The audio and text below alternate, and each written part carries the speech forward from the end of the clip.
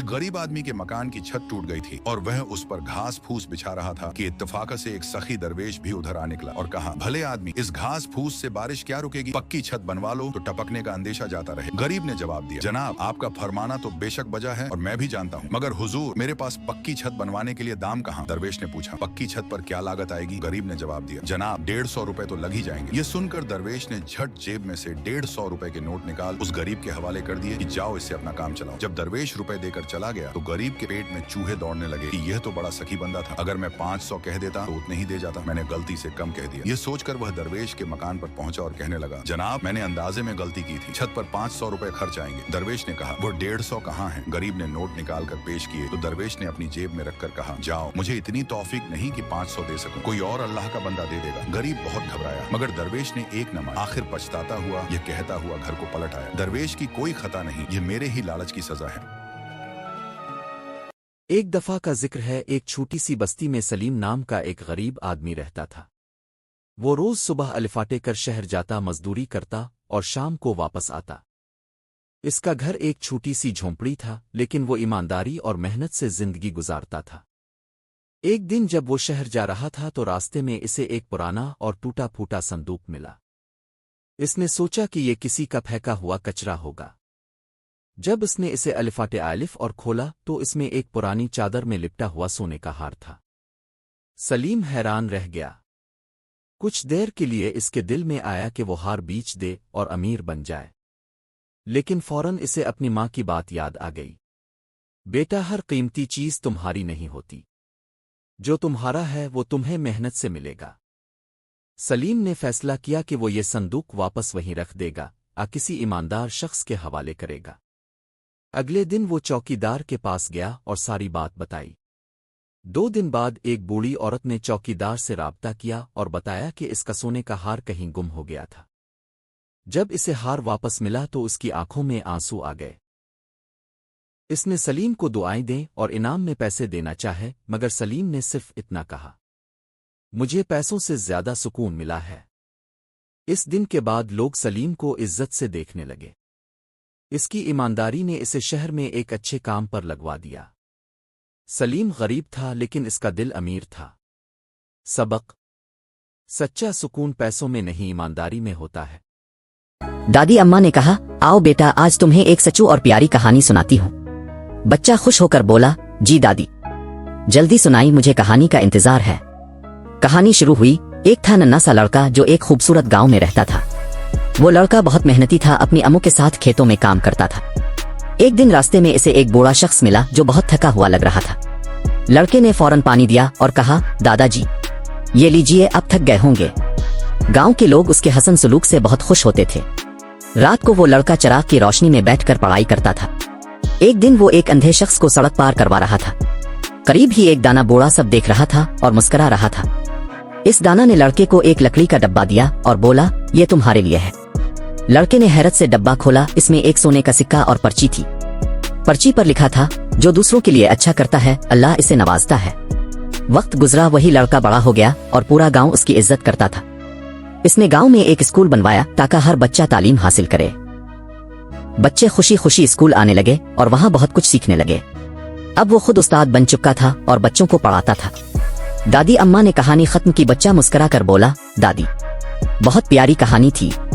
दादी ने चिराग बंद किया। बच्चा सुकून से आंखें बंद करके सो। एक गांव के आदमी ने मिट्टी और गारे की मदद से अपना घर बनाया। घर में उसने एक छोटी सी 7 नमाजियों की मस्जिद भी बनाई, क्योंकि उसके 7 बेटे थे। जब निर्माण पूरा हो गया तो उसने अपने बेटों को बुलाया और कहा, मैं चाहता हूं कि इस मस्जिद की लिपाई जन्नत की मिट्टी से की जाए। तुम सब भाई जाओ और जन्नत की मिट्टी ढूंढ कर लाओ। बेटे ये सुनकर परेशान हो गए कि जन्नत की मिट्टी कहाँ से लाएं, लेकिन ये पिता का आदेश था। तो 6 बेटे खोज पर निकल पड़े, जबकि सबसे छोटा और 7वां बेटा बीमार था, इसलिए वह घर पर ही रहा। शाम को सभी भाई थके हारे खाली हाथ लौटे तो क्या देखते हैं, छोटा भाई घर में एक बोरी में मिट्टी भर कर बैठा है। पिता ने हैरानी से पूछा, बेटा, तू तो घर पर ही था, फिर तुझे जन्नत की मिट्टी कहाँ से मिल गई? छोटे बेटे ने जवाब दिया, मैं सारा दिन माँ के पीछे पीछे चलता रहा। जहाँ जहाँ वह कदम रखती थी वहाँ वहाँ से मिट्टी उठाकर इकट्ठा करता गया।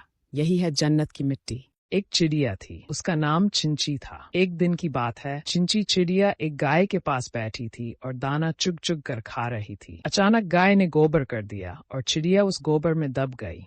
वह उड़ नहीं सकी। उसी समय एक कुत्ता वहां आया। चिड़िया ने उससे कहा, भाई मुझे बाहर निकाल दो। कुत्ते ने कहा, अगर मैं तुम्हें बाहर निकालूंगा तो तुम्हें खा जाऊंगा। चिड़िया बोली, ठीक है, खा लेना। कुत्ते ने चिड़िया को गोबर से बाहर निकाला। चिड़िया ने फिर कहा, पहले मुझे धो तो लो। कुत्ता उसे नल के पास ले गया और धोने लगा। फिर वह उसे खाने ही वाला था कि चिड़िया बोली, पहले मुझे सुखा तो लो, फिर खा लेना। कुत्ते ने चिड़िया को धूप में रख दिया। थोड़ी देर में चिड़िया के पर सूख गए और वह फिर से उड़ गई। कुत्ता बस मुंह देखता रह गया। एक समय की बात है कि एक जंगल में 4 छोटे छोटे खरगोश रहते थे, जिनके नाम फ्लासी, मलासी, कलाती और पलासी थे। ये चारों अपनी माँ के साथ एक बड़े पेड़ की खोखल में रहते थे। पलासी उन सब में सबसे छोटा और शरारती खरगोश था। वह अक्सर अपनी माँ की सलाह नहीं मानता था। तीनों खरगोशों ने लाल रंग की कमीज पहन रखी थी, जबकि पलासी ने नीले रंग की कमीज पहनी थी, जिस पर चमकदार बटन दूर से ही दिखाई देते थे। उनके घर के पास ही एक बड़ा खेत था, जिसका मालिक जब्बार नाम का एक आदमी था। वह हमेशा खरगोशों से नाराज रहता और उन्हें खेत से भगाने की कोशिश करता रहता था। एक शाम जब चारों छोटे खरगोश बाहर खेलने की जिद करने लगे,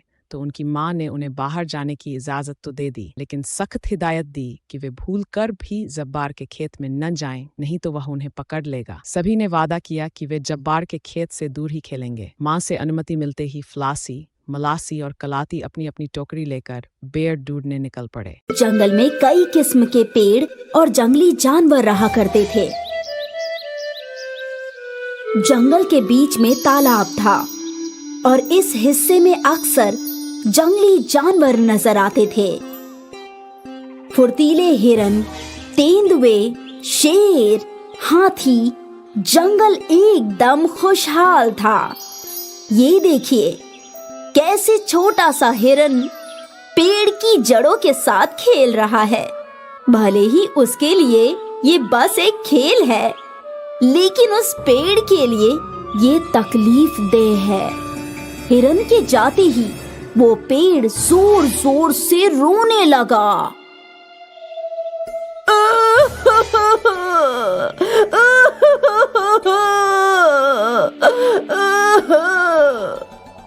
अक्सर पेड़ों को जानवरों से काफी तकलीफ मिला करती थी। उस हिरन के बच्चे ने मेरी जड़ें कुरेद दी। बहन, ये देखो मेरा हश्र, परिंदों ने मुझे कितना गंदा कर दिया है। यहीं बैठते हैं और यहीं पर गंदगी करते हैं। हाँ, ये जानवर और परिंदे बहुत गंदे मखलूक होते हैं। मेरे अख्तियार में हो तो इन्हें अपने साये में बैठने भी ना दूं। क्यों ना हम कुछ ऐसा करें जिससे जानवर और परिंदे हम पर बैठे ही नहीं। इन सभी पेड़ों की गुफ्तगू ज़ईफ बरगद का पेड़ सुन रहा था। मुझे नहीं लगता कि ये वाजिब होगा। हमारी जिंदगी और जानवर परिंदों की जिंदगी जुड़ी हुई हैं। हम उन्हें अपने साये से महरूम नहीं रख सकते हैं। बरगद भाईजान, आप हम सब में बड़े हैं, लेकिन आप ज़ईफ हैं और आपके ख्यालात भी ज़ईफ हो चुके हैं। ये जानवर परिंदे रोज हमारा नुकसान करते हैं और हम खामोशी से बर्दाश्त करते हैं। ये कहाँ का इंसाफ हुआ? ये तो गलत बात है। हमें जानवरों और परिंदों को सबक सिखाना ही होगा और इसके लिए मेरे पास एक तरकीब है। शाल के पेड़ ने अपना मंसूबा सभी पेड़ों को सुनाया। सबके चेहरे पर मुस्कान आ गई, सिवाय बरगद के पेड़ के। बरगद का पेड़ मुताफिक नहीं था। मुझे ये सब वाजिब नहीं लग रहा। हमें ये नहीं करना चाहिए। भाईजान, आप तो रहने ही दीजिए। आपको तो हर चीज में बुराई दिखती है। लेकिन इससे काफी अफरा तफरी हो जाएगी। ये गलत है। हम ये करके ही रहेंगे। आपको ये नहीं करना है तो आप ना कीजिए, लेकिन हमारे रास्ते का पत्थर भी ना बनिए। समझ गए आप? सभी पेड़ों ने बरगद के पेड़ की बात नहीं सुनी और वो अपने फैसले पर डटे रहे। कुछ देर बाद एक तेंदुआ शाल के पेड़ के साए में बैठ गया। शाल का पेड़ इसी ताक में था और फिर एकाएक साल का पेड़ जोर जोर से हिलने लगा। उसके पत्ते गिरने लगे और एक शाख टूटकर तेंदुए के सिर पर गिरा और वो खौफ के मारे भाग गया। देखा मेरा कमाल, मजा आ गया। ये तो बहुत बढ़िया था। अब से हम ऐसा ही करेंगे। क्या इससे परिंदे भी भागेंगे? जब इतना बड़ा तेंदुआ खौफ से कांप सकता है तो परिंदे तो बहुत छोटी चीज है मेरे भाई। हाँ, बिल्कुल सही। कुछ देर बाद संतरे के पेड़ पर कुछ परिंदे आकर बैठे। शाल भैया, मुझे देखो। संतरे के पेड़ ने भी वही किया। वो जोर जोर से हिलने लगी। उसने अपनी शाखाएं हिलाई और सारे परिंदे फुर फुर उड़ गए। वाह वाह, ये तो बहुत बढ़िया है। देखो सब कैसे भाग गए। बहुत खूब। ये सब गलत है, ऐसा मत करो। हम तो ऐसा ही करेंगे। आपको जानवर परिंदों को आसरा देना है तो आप दीजिए। एक बार फिर पेड़ों ने बरगद के पेड़ की बात नहीं सुनी। अगली बारी आम के पेड़ की थी। आम के पेड़ पर बंदर आ गया। आम ने अपनी शाखा से बंदर की पिटाई की। बेचारा बंदर खौफजदा होकर भाग गया। आज पहली दफा मुझे खुशी मिल रही है। ये बंदर मेरे आम पकने से कबल ही तोड़कर खाने लगते थे। आज इसे सबक सिखाकर मजा आ गया। तो तय रहा, आज से हम किसी जानवर या परिंदे को हमारे साये में बैठने नहीं देंगे और ना ही उन्हें हमें नुकसान पहुंचाने देंगे। बिल्कुल सही। लेकिन अगर तुम लोग जानवर परिंदों को आसरा नहीं दोगे तो वो कहाँ जाएंगे? वो कहीं भी जाएं, उससे हमें क्या? हमें बस इतना इल्म है कि जानवर परिंदे हमें नुकसान पहुंचाते हैं, बस। बरगद के पेड़ ने एक और कोशिश की। इस मर्तबा भी उसकी बात किसी ने नहीं सुनी। उस रोज से वो तीनों पेड़ जानवरों और परिंदों को खौफजदा कर भगाने लगे। आहिस्ते आहिस्ते जानवर परिंदे वहाँ कम आने लगे। अब वहाँ बिल्कुल सुकून था। कितना अच्छा लगता है ना? यहाँ बस हम हैं और कोई नहीं। कोई भी हमें परेशान नहीं कर सकता। इसी को तो खुशहाल जिंदगी कहते हैं। नहीं, ये खुशहाली नहीं है, ये वीराना है। जानवर परिंदे और हमें ऊपर वाले ने एक साथ जोड़ा है, क्योंकि हमारी जिंदगी जुड़ी हुई है। तुमने ये सब करके बड़ी परेशानी को दावत दी है। कौन सी परेशानी बड़े भाईजान? हमें तो कोई भी परेशानी नजर नहीं आ रही। लगता है परेशानी बड़े भाईजान के दिमाग में है। बरगद का पेड़ बेहद फिक्रमंद था। उसे इल्म था कि ये सब गलत है और कुछ बहुत बुरा जरूर होगा। खैर, कुछ रोज गुजर गए और एक रोज यहाँ 2 लकड़हारे आए। लकड़हारों को देखकर सभी पेड़ फिक्र में पड़ गए। ये यहाँ क्यों आए हैं? अब तक तो ये लोग कभी नहीं आए। ये सब तुम्हारी गलती है। तभी लकड़हारे आपस में गुफ्तगू करने लगे। मैं कब से इस जंगल के इस हिस्से में आना चाहता था, तो आए क्यों नहीं? क्योंकि अक्सर यहाँ जंगली जानवर आराम फरमाया करते थे। यहाँ तेंदुए, जंगली बंदर, जंगली हिरन, भालू और भी कई जंगली जानवर आसरा लेते थे। तो अब वो सब कहाँ हैं? क्या मालूम, कुछ हफ्तों से मुझे कोई भी जंगली जानवर नजर ही नहीं आया। अच्छा है ना? बहुत अच्छा है। यहाँ के मोटे मोटे दरख्त देख, इन्हें काट कर फरोख्त करूंगा तो कितना मुनाफा होगा। वो तो है, शायद हमें कई महीनों तक काम करने की जरूरत ही ना पड़े।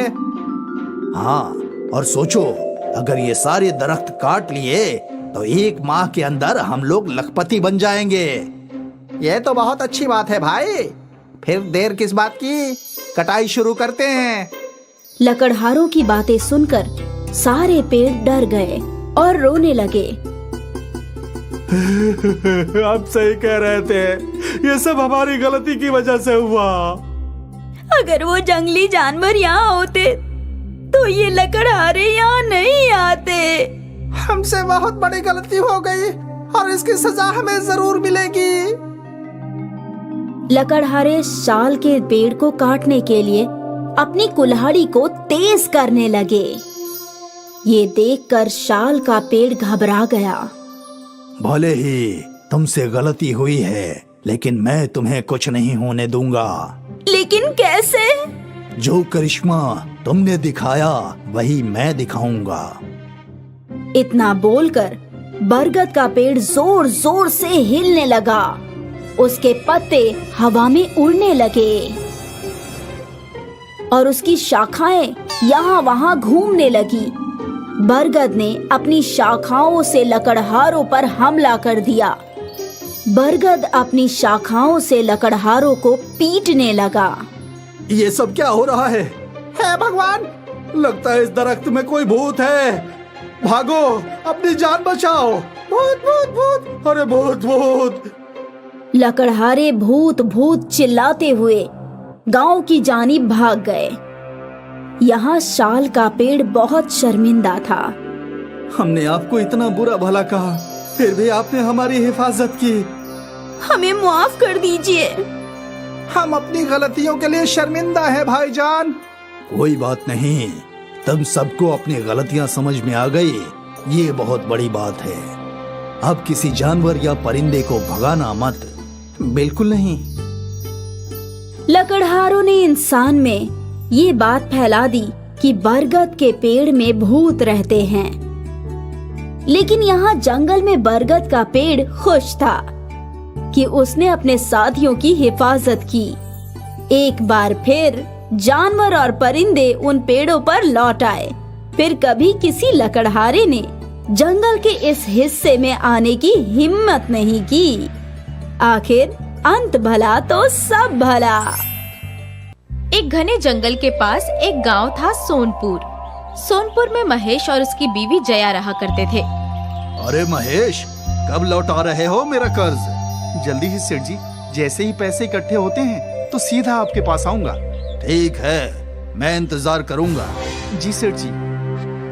महेश की बीवी को सेठ से बेहद परेशानी थी। अरे ए जी, अब और कितना ब्याज देंगे सेठ को? जितना कर्ज इससे लिया था उसका तो दुगना दे चुके हैं हम। मालूम नहीं, ये सब मेरी समझ से बाहर है। मुझे तो बस इतना इल्म है कि अगर हमें इस घर में रहना है तो हमें सेठ जी को पैसे देने ही होंगे। ठीक है। एक मर्तबा की बात है, महेश ने जंगल में एक बड़े दरख्त का सौदा किया। उससे काफी अच्छे पैसे मिले। जब वो घर लौटा, अभी जाकर ये पैसे सेठ जी को दे आता हूँ। अरे अरे, सारे पैसे उनको देने की क्या जरूरत है? आधे हम रख लेते हैं ना। लेकिन क्यों? क्यों क्या? मेरे बदन पर एक भी जेवर नहीं है। कम से कम इन पैसों से एक बाली खरीद लो। और अगर सेठ जी को इल्म हुआ तो वो नाराज होंगे। उन्हें कौन बताएगा? ठीक है, मैं बाली खरीद लाता हूँ। महेश ने एक सोने की बाली खरीद ली और बचे हुए पैसे लेकर वो सेठ के पास गया। अरे वाह वाह, आज तो तेरी कमाई अच्छी हुई है। हाँ सेठ जी। तो ऐसे ही ईमानदारी से पैसे लाकर देगा तो जल्द ही तेरा घर तेरा हो जाएगा। और कितने पैसे देने हैं सेठ जी? बस 20,000 और। ठीक है, उम्मीद है जल्दी ही दे दूंगा। महेश यहाँ से अपने घर गया। मेरी बाली लाए क्या? हाँ, ये लो। लेकिन मुझे लगता है मुझे सेठ जी को पैसे दे देने चाहिए थे। वो क्यों? बस 20,000 ही तो बचे हैं। ये बाली नहीं लाता तो 10,000 ही बचते। कोई बात नहीं, अगली बार कमाओगे तो दे देना। फिलहाल मैं ये बाली पहन रही हूँ। बाली पहनकर जया बेहद खुश थी। वो अपनी सोने की बाली दिखाने अपने पड़ोसन के पास गई। अरे शीला, ये देख, मेरे शौहर मेरे लिए सोने की बाली लाए हैं। ये तो बहुत अच्छी है बाजी, है ना? जया ने गांव की हर औरत को अपनी बालियां दिखाई। और रात को जब जया सो रही थी तो एक चोर ने जया की बालियां चुराई और वहां से फरार हो गया।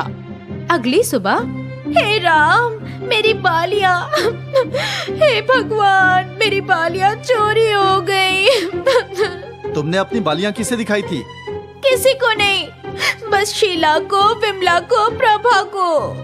पूरे गांव भर में तो मुनादी कर दी और बोलती हो कि किसी को नहीं दिखाई। तुम्हारा तो दिमाग ही घुटने में है। इससे तो बेहतर था कि मैं ये पैसे सेठ जी को दे देता। अहमक औरत।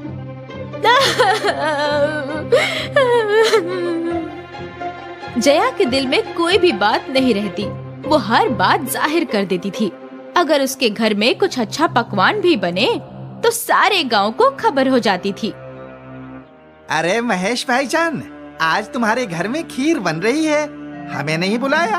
भाई, अब तक तो मैं घर पहुंचा भी नहीं हूँ, मुझे कैसे खबर कि घर में क्या बन रहा है? हमें सब खबर है, जया भाभी ने बताया। महेश तमतमाता हुआ घर पहुंचा। पूरे गांव को इत्तला कर दी कि तुमने खीर बनाई है। इसमें क्या गलत है? बनाई है तो बनाई है। अरे बनाओ तो खुद खाओ ना, दुनिया को खबर करने की क्या जरूरत है? तुम्हारी इस आदत से परेशान हूँ मैं, कोई बात खुद तक नहीं रखती, सबका ढिंढोरा पीटती रहती हो। अक्सर महेश जया को डांटता भी था। एक रोज की बात है, महेश जंगल में लकड़ियां काटने गया था। वो एक बहुत तगड़ा दरख्त काट रहा था, तभी उसके पैर में कुछ चुभा। उसने नीचे की मिट्टी खोदी तो उसे एक घड़ा मिला, सोने की मोहरों से भरा हुआ। वाह वाह, मेरे तो नसीब ही खुल गए। हे ऊपर वाले, तेरा लाख लाख शुक्रिया। अभी इसे घर ले जाता हूँ। नहीं नहीं, महेश को जया की बेवकूफी का ख्याल आया। अगर मैं इस घड़े को अभी घर ले गया तो जया सबको खबर कर देगी कि घर में सोने का घड़ा है और सब कुछ चोरी हो जाएगा। नहीं नहीं, मैं ऐसा नहीं होने दूंगा। महेश सोचने लगा कि वो क्या करे। उसे एक तरकीब सूझ गई। महेश ने घड़े को वहीं मिट्टी में दबा दिया और उसके ऊपर एक पत्ता रख दिया। फिर महेश दरिया के पास गया। दरिया से उसने कई मछलियाँ पकड़ी। इन मछलियों को उसने एक दरख्त पर लटका दिया।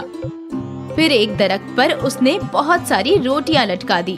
पूरा दरख्त उसने रोटियों से भर दिया और फिर वो अपने घर गया। जया, चलो मेरे साथ। कहाँ जाना है? मुझे जंगल में एक घड़ा मिला है जिसमें सोने की मोहरें हैं। घड़ा बहुत ही बड़ा है, तुम मेरे साथ चलो, हम दोनों मिलकर घड़ा ले आएंगे। हाँ हाँ चलो। सोने की मोहरों का घड़ा, वाह वाह। जया और महेश दोनों जंगल पहुँचे। जंगल पहुँचते ही जया का तवज्जो रोटी वाली दरख्त पर गया। हे राम, रोटियों का दरख्त? हाँ, कल तो इस दरख्त से रोटियों की बारिश हो रही थी। ये कोई मामूली जंगल नहीं है, बल्कि जादुई जंगल है। थोड़ी दूर चलने के बाद जया ने वो दरख्त देखा जिसपे मछलियाँ लटक रही थी।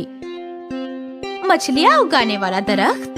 हाँ, इसे छोड़ो, आगे चलते हैं। कुछ दूर चलने के बाद महेश उसी जगह पहुँचा जहाँ वो सोने की मोहरों का घड़ा था। उसने पत्ते हटाए। हे भगवान, आपने बिल्कुल सही फरमाया था।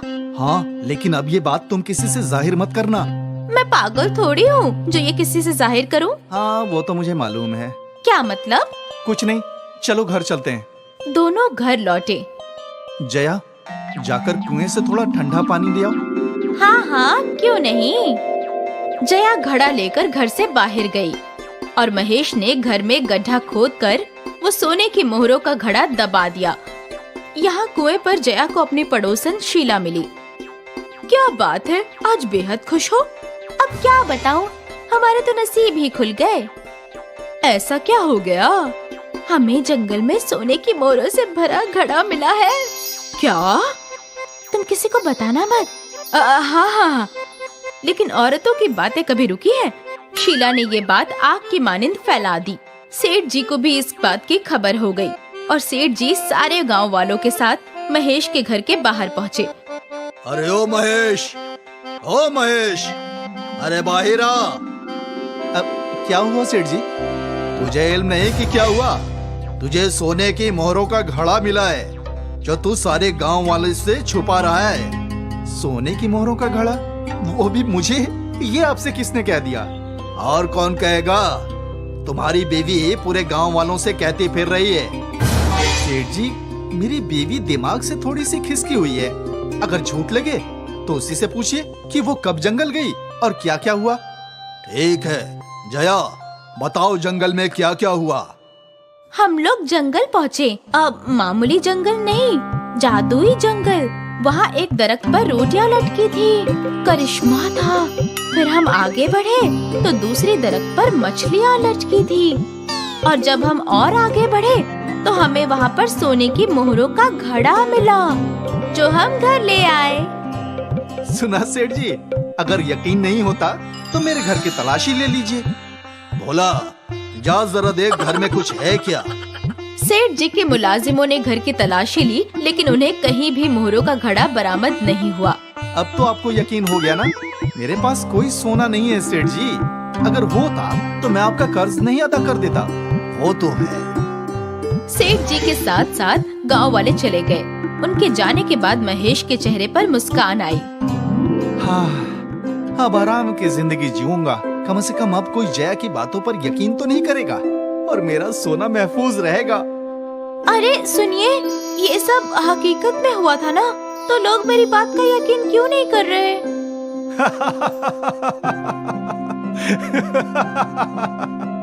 जया परेशान थी, लेकिन महेश खुश था। उसका सोना महफूज था। एक गांव में रिंकू, पिंटू, मोनू और चुटकी नाम के 4 दोस्त रहते थे। स्कूल से लौटने के बाद वो एक ऊंची पहाड़ी की जानिब गिल्ली